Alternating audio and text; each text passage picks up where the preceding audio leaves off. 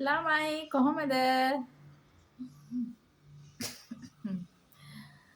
ඉතින් මං අද කතා කරන්නේ අපි ගැන.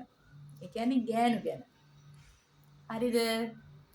ගොඩාක් පිරිමි කට්ටිය හිතනවා ගෑනු කියන්නේ සල්ලි වලට කෑද, සල්ලි මට්ටම නැහෙන, මහ මෝඩ විදිහට හිතන ජාතියක් කියලා. නෑ, ඒක වැරදි. ගෑනු කියන්නේ එහෙම නෙවෙයි. ඒගොල්ලෝ චූටි දේත් හරි බොළඳයි. හරි සංවේදී.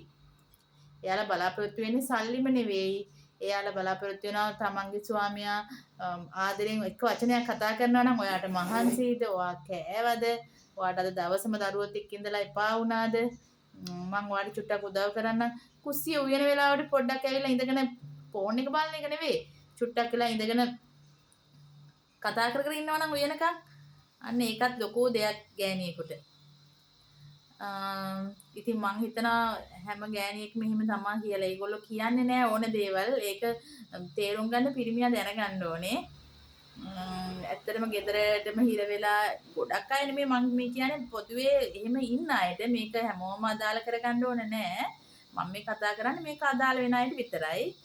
ගෙදරට හිර වෙලා දරුවොත් එක්ක එළියට යන්න විදිහක් නැතුව පාඩුවේ ගෙදර වැඩම විතරක් කරගෙන ජීවත් වෙන අහිංසක අසරණ ගෑනු අයට තමයි මම මේ කතා කරන්නේ. ඒක ඉතින් හැමෝම මේක මේ අදාළ කරගන්න ඕනේ නැහැ.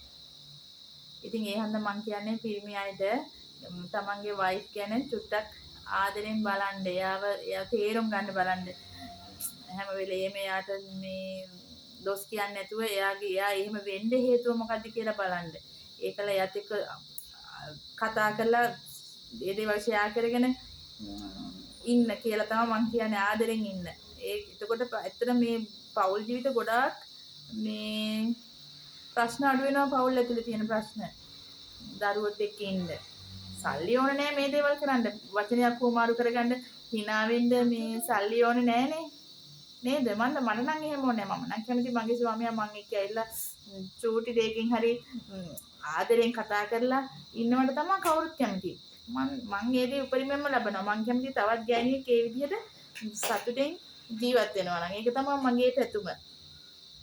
ඉතින් ඕගොල්ලෝ තරහ වෙන්න එපා. මම මේ කියන්නේ හැමෝම සතුටින් ජීවත් වෙන්න. මේ ලෝකේ අපි ජීවත් වෙලා ඉන්නේ බොහොම චුට්ටි කාලයයි. හෙට මැරෙයිද කියලා අපි දන්නේ නැහැ. මේ මොහොතේ මැරෙයිද කියලා දන්නෙත් නැහැ. ඒ ඉන්න ටික කාලේ කවුරු හරි සතුටින් තියන්න පුළුවන් නම් ඒක තමයි මේ ලෝකේ තියෙන උතුම්ම මේ යුතුයකම. බයි.